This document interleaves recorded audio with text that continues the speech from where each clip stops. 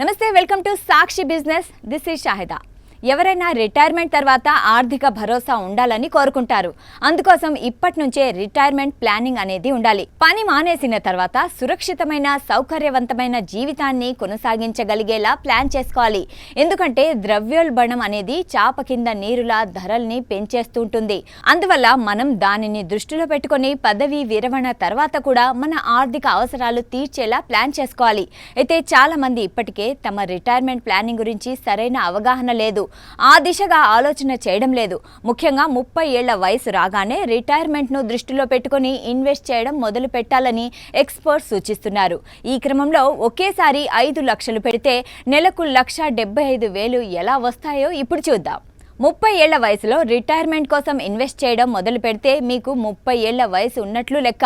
Retirement తర్వాత సాఫీగా జీవనం సాగాల్సి ఉంటుంది. అందుకు తగినట్లుగా మీరు ప్లాన్ చేసుకోవాల్సి ఉంటుంది. అయితే పెరుగుతున్న ద్రవ్యోల్బణాన్ని మించి రాబడులు అందించే ఇన్వెస్ట్మెంట్ స్కీమ్స్ ఎంచుకోవాలి. అందుకు mutual fund systematic investment plan సరైనదిగా ఫైనాన్షియల్ ఎక్స్పర్ట్స్ సూచిస్తున్నారు. ఈ విధానంలో ఒకేసారి లంసమ్ విధానంలో పెట్టుబడి పెట్టి రిటైర్మెంట్ తర్వాత నెల నెలా పెద్ద మొత్తంలో ఆదాయం పొందవచ్చు. మీరు మ్యూచువల్ ఫండ్స్ లో లంసమ్ విధానంలో ఒకేసారి 5 లక్షలు పెట్టారనుకుందాం. మీరు రిటైర్ అయ్యేందుకు 30 ఏళ్ల సమయం ఉంటుంది. మీకు ఈ 30 ఏళ్లలో సగటు వార్షిక రాబడి CAGR 12% అందిస్తుందని అంచనా వేస్తే 30 ఏళ్లలో మీ పెట్టుబడి విలువ 1.5 కోట్లు అవుతుంది. అంటే 60 ఏళ్ల వయసు వచ్చేసరికి మీ చేతికి 1.5 కోట్లు అందుతాయి.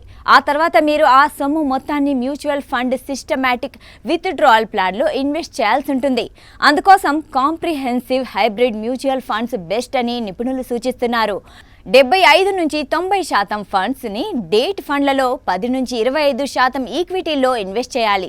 సిస్టమాటిక్ విత్డ్రాయల్ ప్లాన్ ద్వారా మీరు నెల లేదా 6 నెలలు లేదా ఏడాదికి ఒకసారి స్థిరమైన ఆదాయాన్ని వెనక్కి పొందొచ్చు. మిగతా సొమ్ముపై వడ్డీ వస్తూనే ఉంటుంది. మీకు ఏడాదికి 8% రిటర్న్స్ వస్తాయని అంచనా వేస్తే మరో 10 ఏళ్ల పాటు ఇన్వెస్ట్ చేశారు అనుకుందాం. దీంతో మీకు నెలకు 1.75 లక్షలు అందుతాయి. ఇలా 10 సంవత్సరాల పాటు తీసుకోవచ్చు. అంటే మీరు మొత్తం విత్డ్రా చేసేది 2.10 కోట్లు అవుతుంది. 10 ఏళ్లకు మీరు 1.50 లక్షలపై 70.66 లక్షలు వడ్డీ వేస్తే మొత్తం 2.21 కోట్లు అవుతుంది. అంటే మీ కార్పస్ ఇంకా 11 లక్షల వరకు మిగిలే ఉంటుంది. సాక్షి టీవీ ప్రసారాలను నిలిపివేయడం చట్టరీత్యా నేరం. సాక్షి టీవీ ప్రసారాల కోసం మీ స్థానిక కేబుల్ ఆపరేటర్ని వెంటనే సంప్రదించండి.